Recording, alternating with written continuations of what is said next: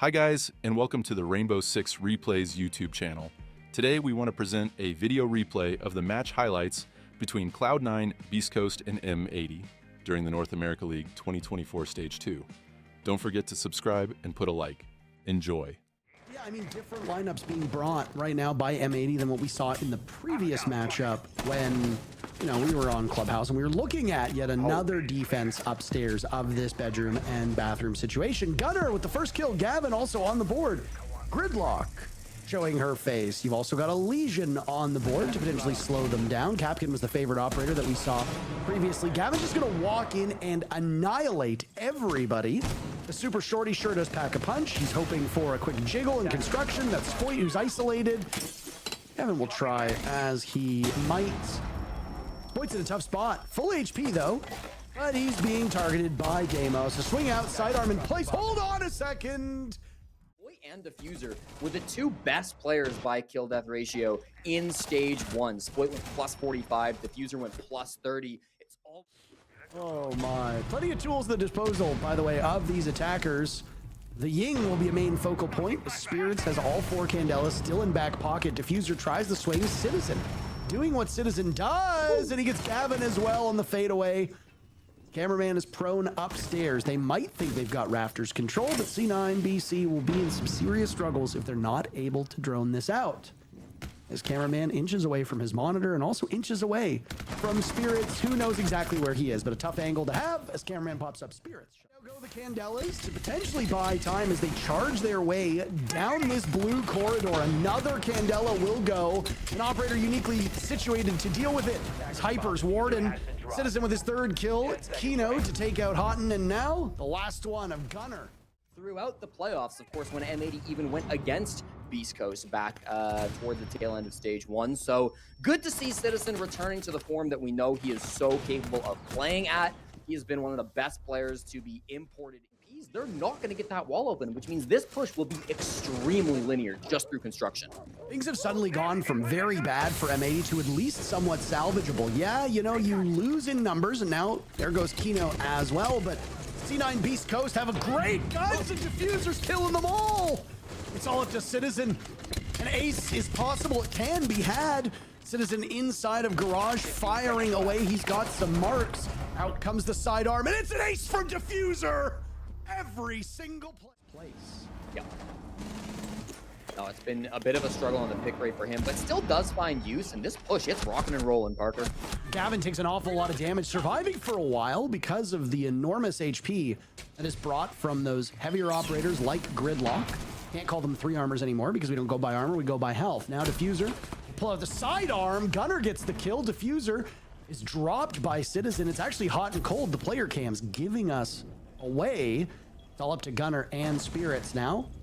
Spoit playing by weight room and an easy lockout for M8. The game, the team with the most intel tends to do better than the teams that don't have it. 4 drones remain for C9BC with about a minute to go. They've got a first pick onto Hyper, so that's excellent timing. They'll also get one onto Spoit, so maybe they don't need a ton of intel for the cut and thrust. Cameraman, the very first kill. Down onto Spirits. Citizen dies. It's all up to Kino and Cameraman. Make that just Cameraman. It's been 20 seconds since the first kill came out, and the round is basically over. Cameraman trying to collect these kills, but right now they are impactless. Spirits 1 and 4 is a bit unusual for a player who we see often taking over games, but go back to that best of 5 in Manchester, and boy oh boy, C9BC can really trade the lead. Hyper's Nitro Cell kills Diffuser, good enough for Paul's 2nd kill. Spoit also on the board this round with the kill on the Spirits.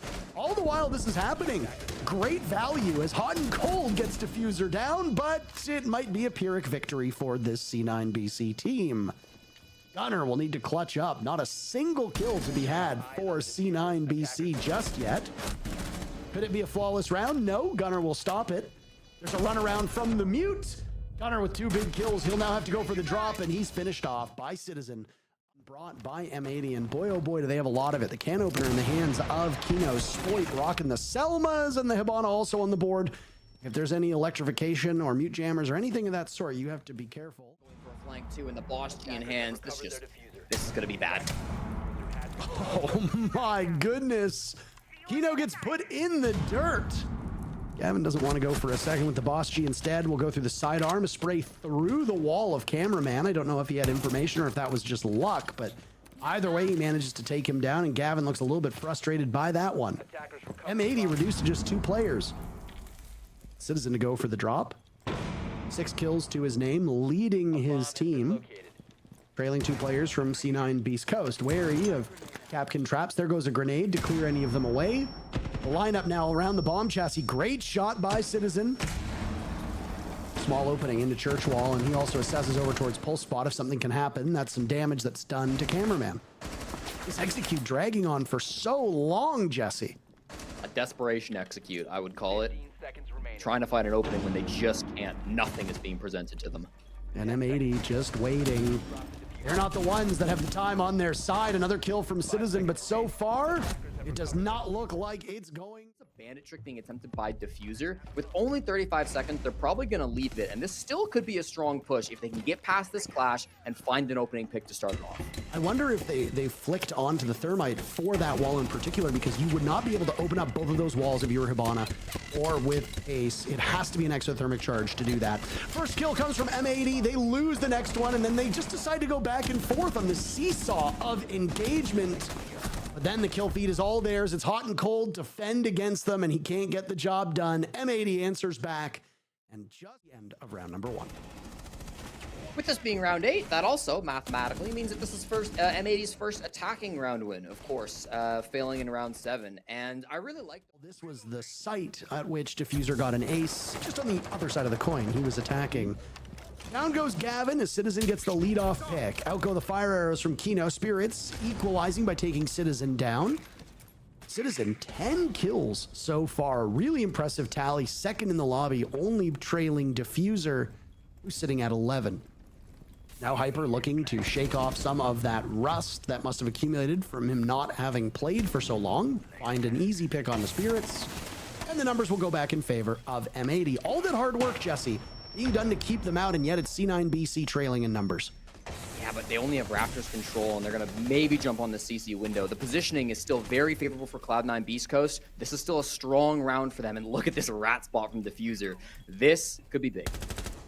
He sees one tracking onto Kino, 12 kills. Gunner goes down, hot and cold follows. It's all up to Diffuser, and he'd already given his position away. The streak is broken. M80 wins. We've got some work to be done. Great utility work in that round, as we talked about, but the one thing you always have to fear with M80 is their gunplay. And yeah, obviously there's been some strategic through garage, but this is a downstairs defense. If he's not able to get through blue fast enough, Diffuser and Hot and Cold will have their work cut out for them. Things get a little bit easier as Diffuser pushes up towards blue window, gets a pick, and it looks like the goal now for C9BC will be to nestle in inside of the site. They just reinforced oil pit door and at the bottom of main stairs, so they're going to try to buy time and ride out the remainder of this round. Love that play from Diffuser. 3v4 is much easier to hold than 3v5. He knew that he had to do something to try to equalize that man count. Hot and Cold was doing the exact same thing on main stairs, but as soon as one of the two players got a pick, they both fall off to sight, and they now decide to play just around their utility. They're going to have Banshees, they're going to have Goyo canisters, they're going to have castle barricades, and maybe some Doom Mine. The util here, and they're going to keep this kitchen hatch closed too. Lots of X-Kyro, so it's just a time waste. But man, oh man, this is not going to be an easy push again, despite the man advantage. Cameraman looking to open that up. There goes some Candelas. 2 remain in pocket for Kino. Immediately a run over towards Dirt Tunnel. There go the Candelas.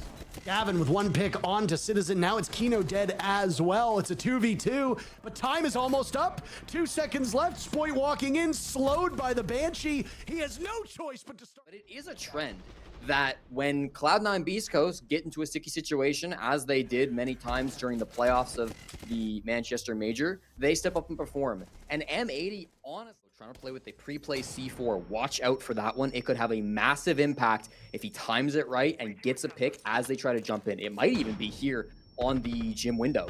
Oh my, Gunner caught with his pants down. That's an easy pick for Kino, who can now go for the vault in. Hot and Cold. Inching up closer to the site. Both players looking in the same direction. Gavin managed to pick off Spoit and get away. Diffuser in the hands of Kino. One successfully vault in from Jim. Hot and Cold cannot rebuff him. Worried about the doorway. Hot will have to go for the other retake, but a good hold by Cameraman outside. Can he get there in time? Gavin unable to stop it. Cameraman a team kill, and immediately Gavin will hop on. He'll have plenty of time. There's no way Cameraman can get there. And Beast Coast kills. Doesn't need to find any massive frags, but it's a massive throw from M80 to take what should have been a surefire round. 2v1 with the fuse kit already on the floor, and then you team kill, and then you just run away outside the building in his pocket. That's what they've got to utilize to try to get Spirits out of this position. And there he goes. So, I mean, gunplay can also do the job. Sure. Citizen holding over towards blue, waiting for somebody to maybe rotate from lounge side or over towards garage. Gunner decides to swing the breach and gets picked off by Spoit. He'll also grab Hot and Cold. A terrible spot for these C9BC players to be in.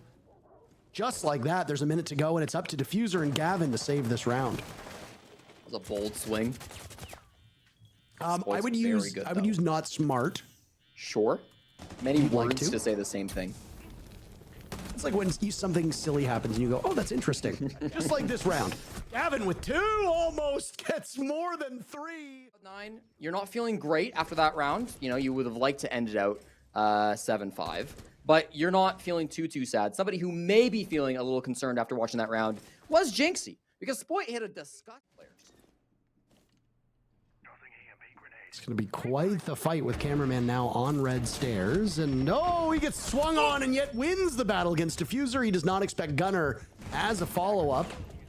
Gunner needs to be wary of what might be behind him. Meanwhile, Hyper picking off Hot and Cold. Citizen upstairs, prepared and waiting for Gunner again. What is going on? C9BC are struggling with information. This was one thing that we praised about them. In the first half, they seem to be so poised. They seem to get information.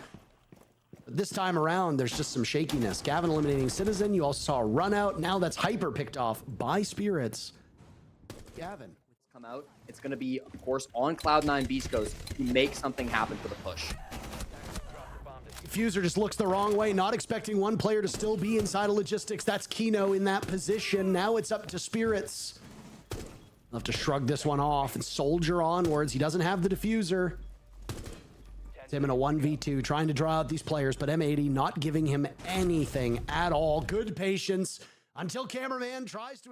They failed on their first execute. They did trade out nicely, and I think that that third pick halfway through the round that they were able to pick up, bringing us from a 2v4 eventually to a 2v3, and then the next one after this to bring us to a 2v2 was promising. Over by the window, but it's Kino who's got him stuck in place, and there goes a Candela.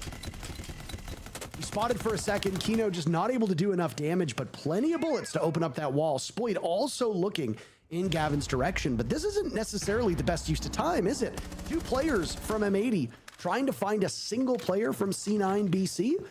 At least you picked off Gunner, so that's good for M80's execute, but there's 4 more to be found, and Gavin will still be watched in their direction. It does set up a showdown for the final 3 players of C9BC on site, one of them being Hot and Cold, who's just removed Hyper. Gavin finally picked off by Citizen, who gets the job done on his own, and now the cavalry from M80 will arrive down the main stairs. Final 30 seconds of this execute for M80.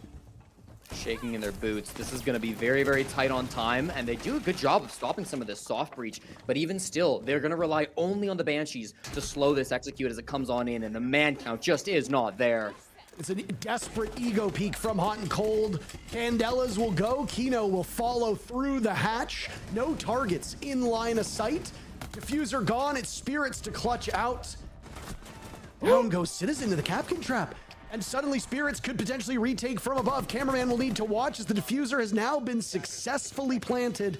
And Spirits will go for the suicide drop. He survives, but is he living on borrowed time?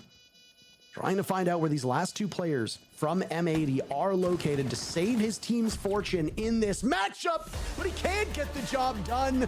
Kino with the final pick. And despite multiple attempts to end this one, M80 came up short. They needed overtime.